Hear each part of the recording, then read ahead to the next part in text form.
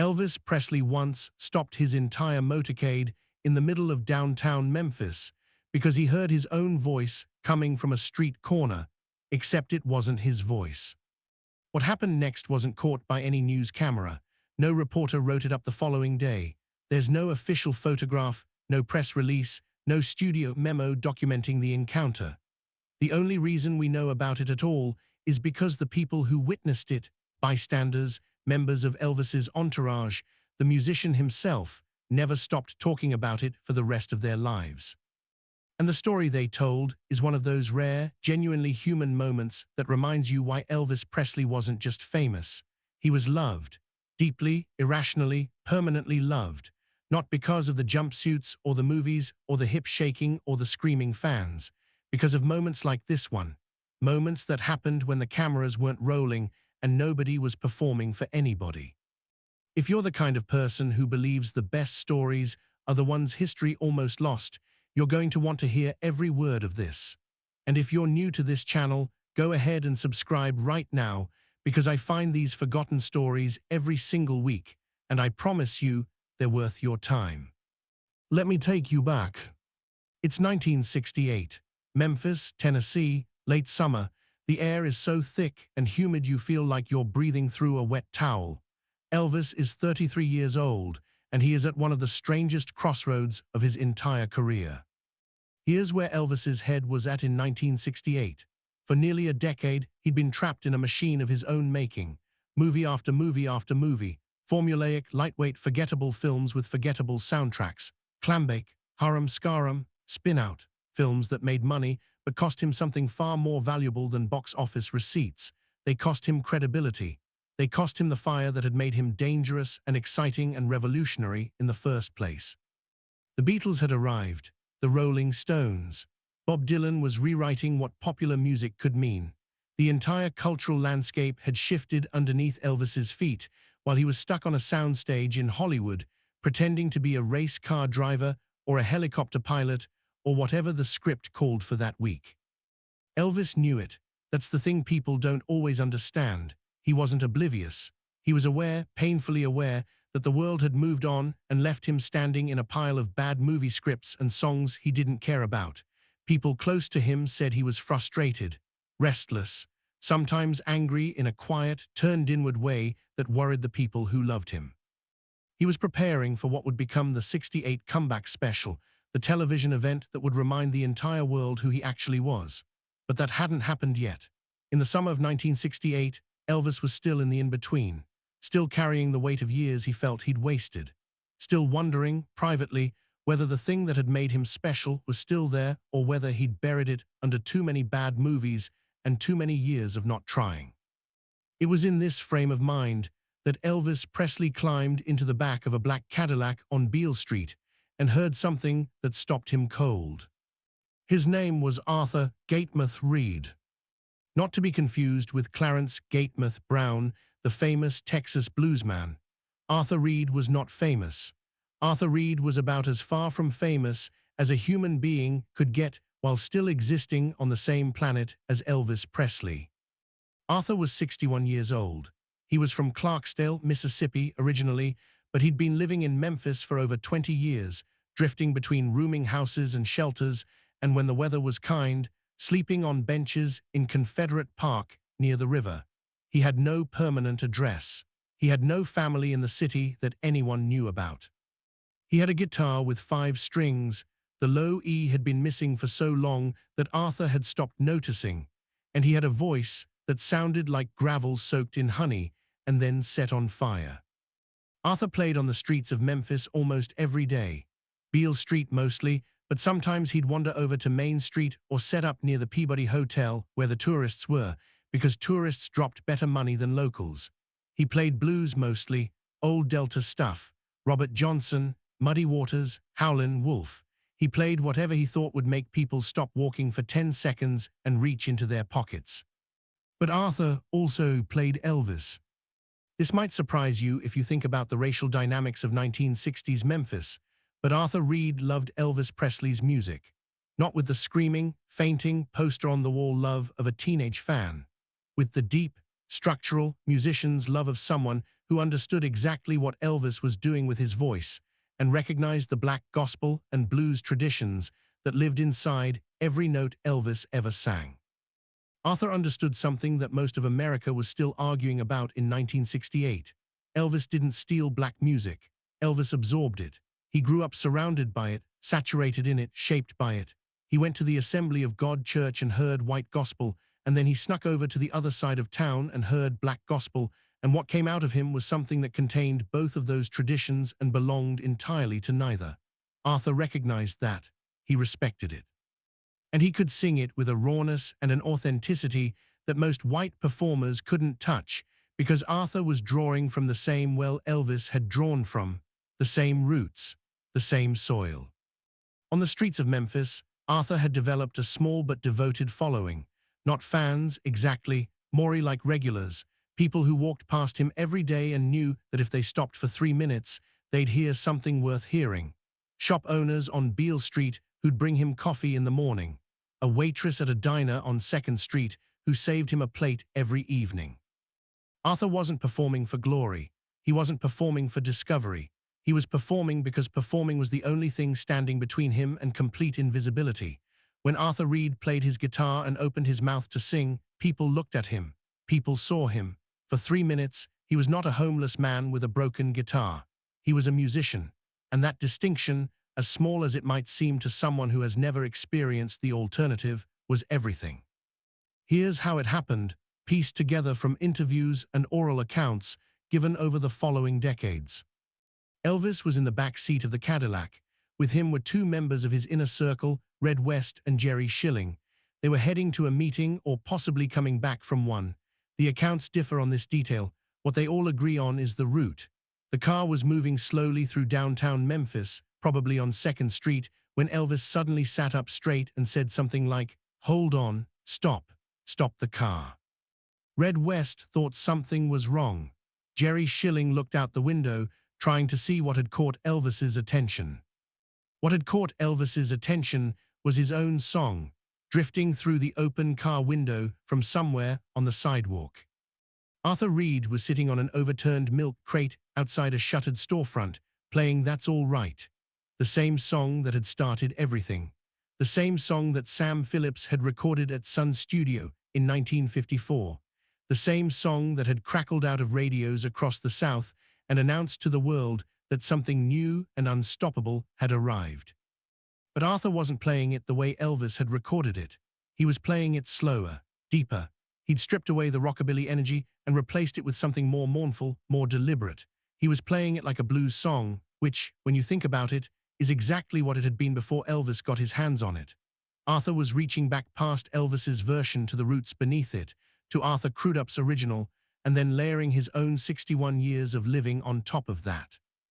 And he was singing with that ruined, gorgeous voice that sounded like it had survived things no voice should have to survive. Elvis got out of the car. Now you need to understand what it meant for Elvis Presley to get out of a car on a public street in Memphis, Tennessee, in 1968. Elvis did not casually stroll around in public. He traveled in motorcades. He had security. He bought out entire movie theaters so he could watch films without being mobbed.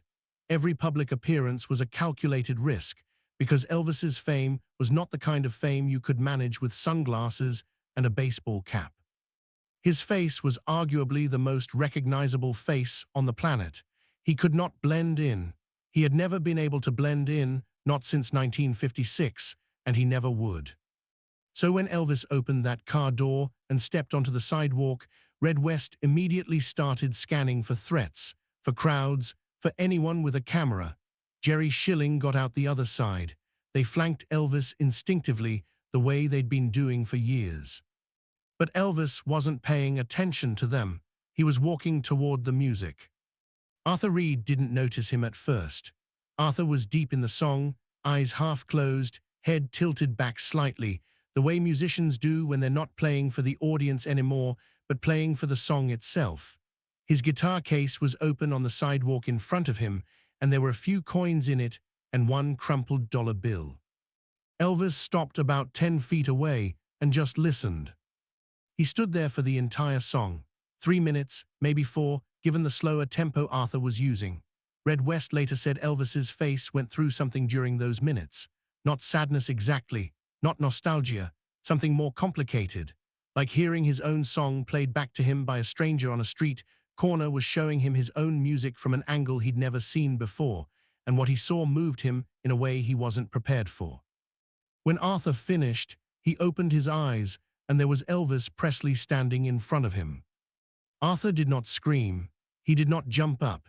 He did not stammer or faint or any of the things you might expect from someone who has just looked up from their milk crate to find the most famous entertainer on earth standing 10 feet away. According to the most reliable account, Arthur looked at Elvis for a long moment and then said very quietly, "Well, I'll be damned." Elvis smiled, not the performance smile, not the one from the movies, a real smile. And then Elvis Presley did something that nobody in his entourage expected. He sat down, right there on the sidewalk. The king of rock and roll, in what was probably a $1,000 outfit, sat down on the dirty concrete next to a homeless street musician and his milk crate and his 5-string guitar.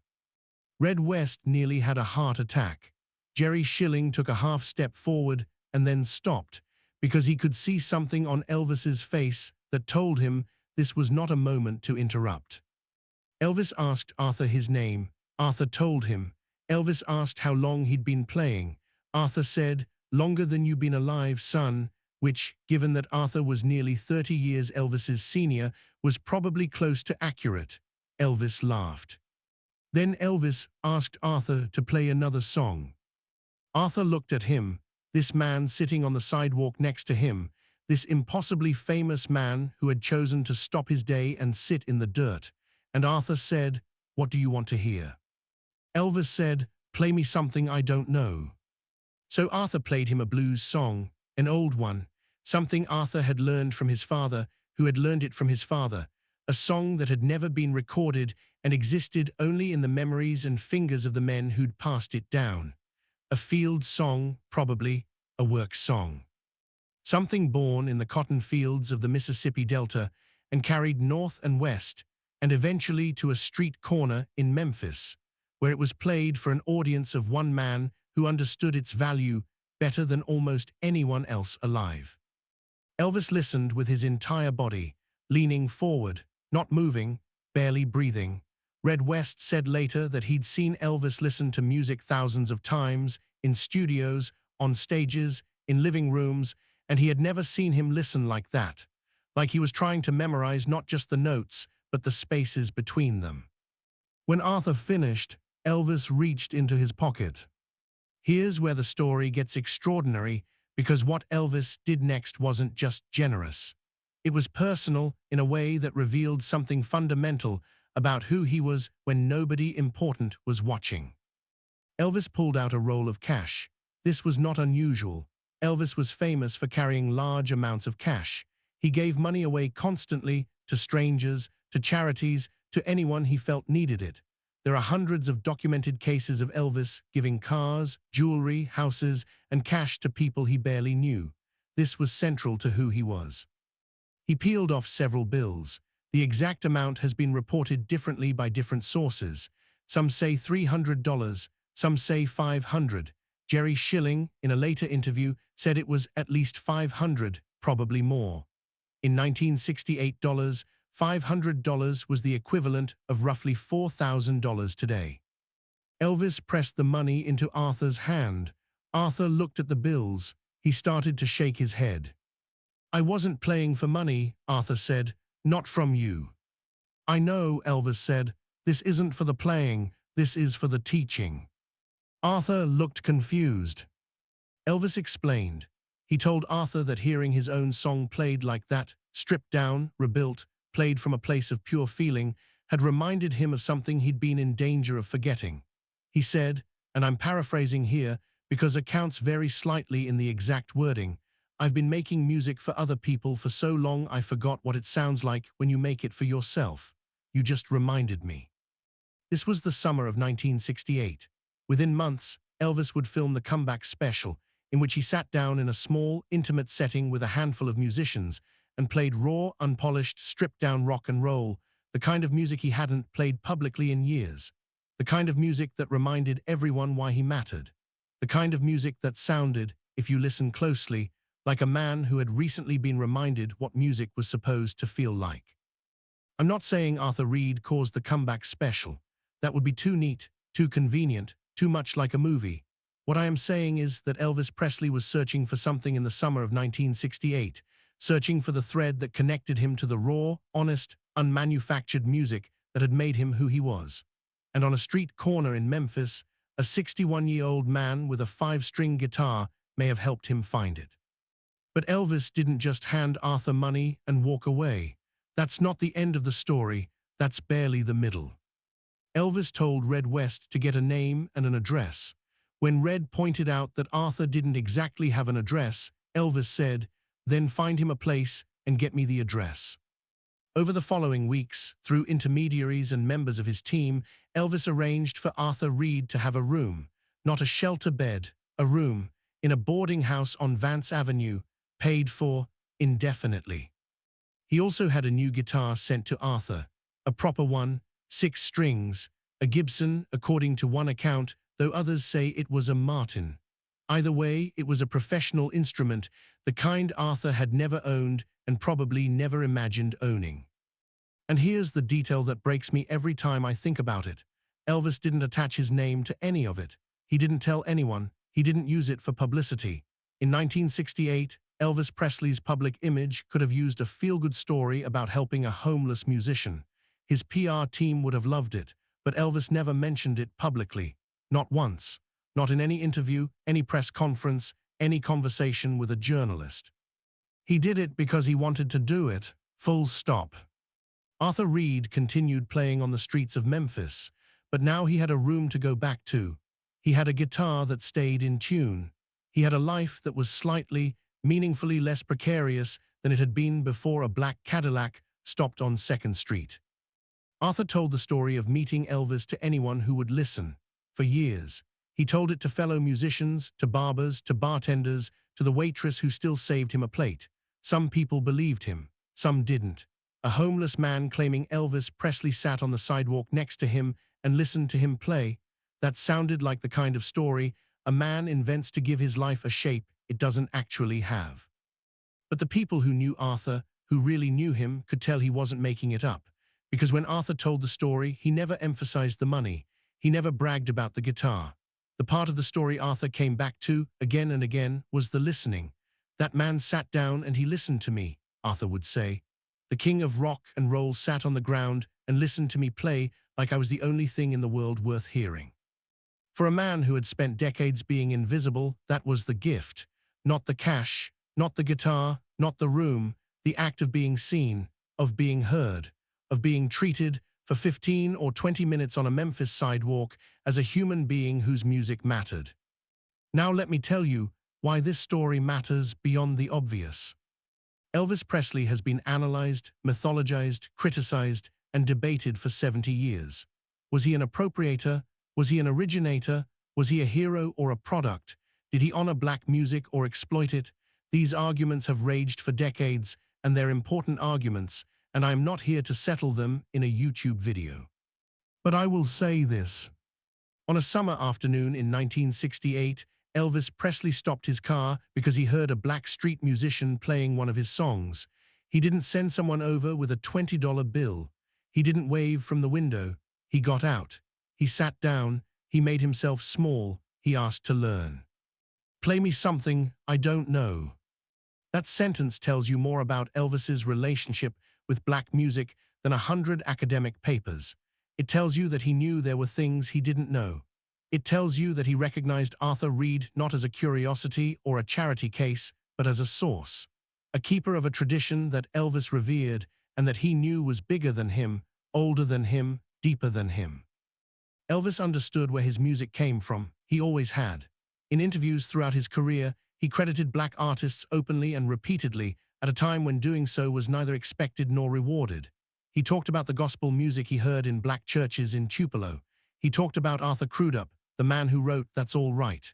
He talked about B.B. King, Fats Domino, Little Richard, with respect that was genuine and consistent and well documented. But understanding something intellectually and demonstrating it physically are two different things. Sitting on a sidewalk next to a man the world had discarded and treating his music as worthy of your time, that's not intellectual understanding. That's reverence. And it's the kind of reverence that doesn't perform for cameras because it doesn't need an audience to be real. Arthur Reed passed away in 1974. He was 67 years old. He died in his room on Vance Avenue, the room Elvis had arranged for him. He was found with his guitar beside him. The Gibson, or the Martin, whichever it was there. There was no obituary in any major newspaper, no memorial service that anyone recorded. Arthur Reed came into the world quietly and left it the same way, and if it weren't for the story he told over and over, the story about the day the king sat down beside him, his name would have disappeared entirely. But here's the thing about stories. The real ones, the true ones, the ones that capture something essential about what it means to be human, they don't need newspapers, they don't need cameras or algorithms or trending hashtags. They survive because people carry them. They pass from mouth to ear, decade after decade, until someone like me hears them and decides to say them out loud to a microphone so that you can hear them too. Arthur Reed existed. He played, he mattered. And for one afternoon in Memphis, the biggest star on the planet confirmed that by doing the simplest thing imaginable. He sat down and listened. I keep coming back to something Elvis said on that sidewalk. This isn't for the playing, this is for the teaching. Think about that. Elvis Presley, a man who had sold more records than almost anyone alive, a man who had defined an entire era of popular music, looked at a homeless street musician and said, "You taught me something." Most people in Elvis's position would never have stopped the car, and the ones who did stop would have made it about themselves. They would have posed for a photo. They would have turned it into a story about their own generosity. They would have taken the moment and consumed it. Elvis gave the moment back. He made it about Arthur's music, Arthur's knowledge, Arthur's right to be heard. I think about how often we walk past the Arthur Reeds of the world. Not just street musicians, though them too. I mean the people in our lives who carry something extraordinary inside of them that we never notice because we've already decided what they are based on what we can see. The coworker who hums at their desk and has a voice that could fill a cathedral. The quiet kid in the back of the class who writes poetry that would make you weep. The elderly neighbor who lived a life so rich and strange and full of stories that a 10-minute conversation with them would change how you see the world. We walk past these people every day. We have our windows up. We are heading to meetings, running errands, lost in our phones. We don't stop. We don't listen. We don't sit down. What would happen if we did? What would happen if we treated every person we encountered as someone who might be able to teach us something? Not with the patronizing benevolence of someone doing charity, but with the genuine curiosity of someone who understands that talent and wisdom and beauty don't care about your tax bracket or your address or whether you have 5 strings or 6. Elvis Presley died in 1977, 3 years after Arthur Reed. By then, the world had mostly forgotten the street musician on 2nd Street, if it had ever known about him at all. But the people who were there that afternoon, Red West, Jerry Schilling, the bystanders who watched from across the street as the most famous man in America sat on dirty concrete and listened to a blues song that had no name, those people remembered. They remembered because it was real. In a life that was increasingly defined by spectacle and excess and the suffocating machinery of fame, that sidewalk moment was one of the realest things Elvis ever did. No costume, no script, no choreography, just one man hearing something true in another man's music and having the decency, the humanity, the grace to stop and honor it. Arthur Reed played for coins on Beale Street. Elvis Presley played for millions in sold-out arenas. And for 20 minutes on a summer afternoon, the distance between those two lives collapsed to nothing because music doesn't care who you are. Music cares whether you're honest. And both of those men, in their own ways, were as honest as it gets. Sometimes the most important audience is an audience of one. Sometimes the most meaningful performance happens on a street corner with no stage, no lights, no ticket price. Sometimes the measure of a great musician isn't how many people they can make listen, but whether they themselves still know how to listen. Elvis knew. On that afternoon, at least, Elvis knew. Drop a comment below and tell me about a time you were truly heard by someone. Not just listened to politely, but actually heard. The kind of listening that changes something. Or tell me about the Arthur Reed in your life, the person carrying something extraordinary that the world keeps walking past. If this story stayed with you, share it with someone. Not because I need the views, but because Arthur Reed deserved to be remembered, and every time someone hears his name, he is. Subscribe if you haven't. I tell stories like this every week, stories about the moments between the headlines, the ones that reveal who people actually are when nobody's performing. Hit the bell so you don't miss the next one. Because somewhere right now, on some street corner, in some city, someone is playing a song that deserves to be heard. And maybe, just maybe, the right person is about to stop and listen. I'll see you in the next one.